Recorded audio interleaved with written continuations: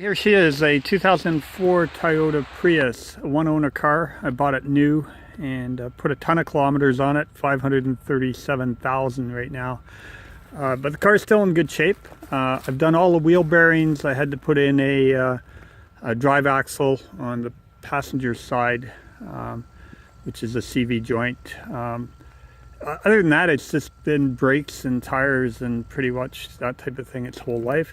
There is a little bit of corrosion. You can see it at the bottom of the driver's door here and also the driver's side passenger door, but the rocker's still solid. It's kind of surface rust. If you look inside, a little bit of surface rust here, but that's what you're looking at the bottom of the doors. Okay, so considering the age and whatnot, it's still not too bad.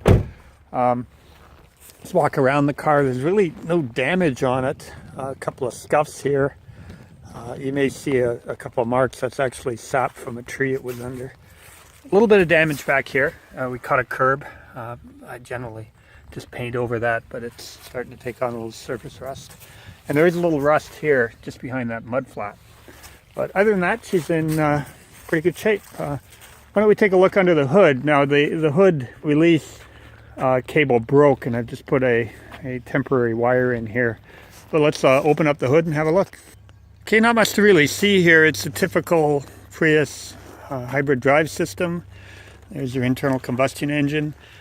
She's relatively clean. Not a lot of oil kicking around it. It still runs quite well. So let's take it for a drive. And before anybody gives me grief in terms of driving while I'm doing a video, I'm in a park. It's controlled access. There's no traffic. As a matter of fact, the general public can't even get in here. This is the interior of the car. What you're seeing, those marks there, are actually wear marks. They're not stains. So this is just from being in the car so much and driving it. The interior is actually quite good. The headliner's good. Back seats are good. There are stains on it. You may have to recover a little bit if you care about that type of thing. But let's get in.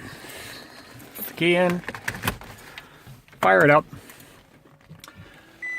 You may notice flickering up here. This is actually not flickering. It's the frame rate on the camera. I noticed that when I did a draft of this on YouTube. There's the hybrid drive system. You can see the battery, and it is the original battery. Still in the green. Internal combustion engine just fired up. You don't plug in a Prius. I expect you probably know that. But let's put her in gear and let's go for a drive. If I accelerate,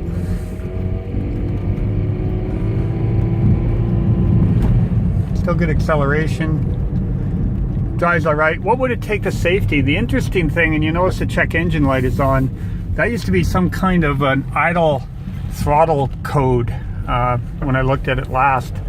But because it's a hybrid, it doesn't need an e-test, so you really don't have to worry about the check engine light being on to fail it on an e-test because it's exempt from an e-test.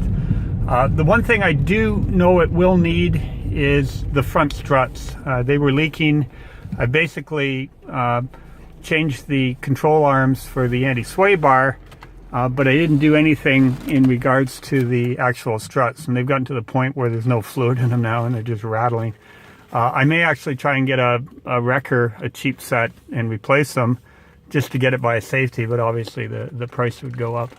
But again, don't have to worry about an e-test with this. So that's kind of a quick tour. That's my car, and just get in touch if you want some more detail.